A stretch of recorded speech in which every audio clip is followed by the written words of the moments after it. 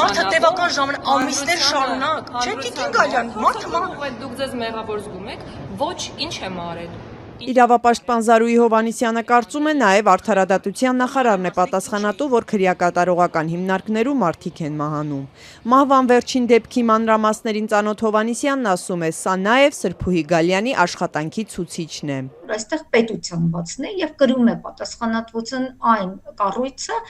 որը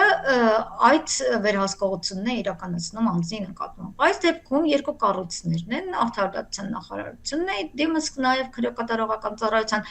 եւ առողջապահության նախարարությունն է, որը մարդու առողջության իրավունքն է պահպանում։ Փետրվարի սկզբին արդարադատության նախարարության ենթակայությամբ գտնվող Արմավիր քրեակատարողական հիմնարկում կտրուկ վատացել էր կալանավորներից մեկի վիճակը։ 44-ամյա տղամարդուն տեղափոխել էին քաղաքացիական հիվանդանոց, այնուհետև պալիատիվ բուժօգնության կենտրոն, որտեղ էլ անցած շաբաթ մահացել էր։ Գալյանը 3 զայրացավ, երբ լրագրողը հարցրեց. նախարարը մեղքի զգացում ունի, որ բանտում հերթական մահն արձանագրվեց։ Անեմ բացատրել եմ ինչ է անում։ Տիկին Գալյան, եսի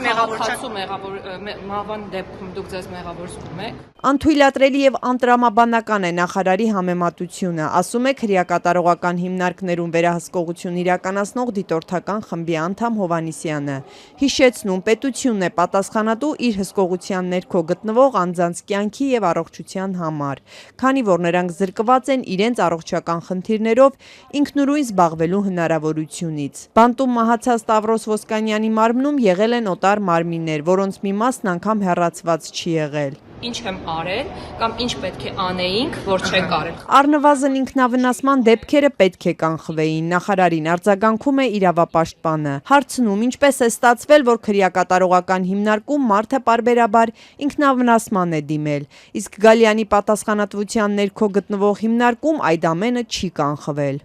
Անձը ունեցել է ոչ միայն առողջական լրջագույն խնդիրներ, այլև օտար մարմիններ,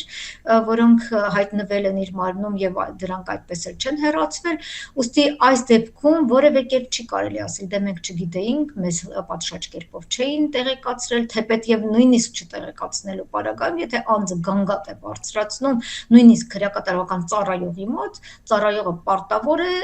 այդ գանգատը հասցնել համապատասխան վայր։ Քրեակատարողական հիմնարկներում անցած տարի մահվան 24 դեպք է գրանցվել, որոնցից 8-ը ինքնասպանություն, բայց նախարարը 3 մեկնաբանում էր, մարդիկ երբեմն առողջական վիճակով պայմանավորված մահանում են անգամ բանտում, հաճախ կամ երբեմն էլ դրսում։ Իսկ իր մեղավորության մասին լրագրողի հարցից հետո նաև զգուշացրեց, իրեն այլևս այդպիսի հարցեր չուղղել։ Ես ձեզ թույլ չեմ տալիս ինձ նման հարցադրումներ։ Տիկին Գալյան, ես եմ որոշում, թե ես ինչ հարց պետք է, չէ, Տիկին Գալյան, այստեղ խնդիրը Իրականում պաշտոնը միայն մասնագիտական գործունեություն չէ, շատ հաճախ շատերը թափահարում են, որ իրենք լավ են սովորել, իրենք կարող են իրականացնել, պաշտոնավարել այդ դիրքում, պաշտոնը նաև այն զսպվածությունն է եւ այն հաղորդակցային հմտություններն են, որոնք նրանք կարող են իրականացնել հասարակության հետ, լրագրողների հետ, ընդդիմախոսների հետ, եւ այստեղ մենք տեսնում ենք, որ անտեղի եւ միգուցե նաեւ այդ հմտությունները չունեցող անձանց հետ մենք գործ ունենք, որոնք ավելի շատ տանում են ծաղրանքի, վիրավորանքի եւ ոչ հարգալից կոմունիկացիայի դաշտ։ Հենց Սրփուհի Գալյանն էր ամիսներ առաջ հպարտացել իր ստացած կրթությամբ։ Անգամ տարակուսել $200,000 տունն ինչ է, որ մի 10 տարում չունենա։ Արդարադատության նախարարը սակայն վարչապետ Նիկոլ Փաշինյանի կաբինետի միակ անդամը չէ, որի վարքն այս օրերին քննադատվեց։ Մի կարճ տեսանյութ էլ առողջապահության փոխնախարարն էր նկարել, հեգնելով իրեն քննադատած բժշկական համայնքին։ Լենան Անուշյանը տապալել է առողջության համընդհանուր ապահովագրության բարեփոխումը։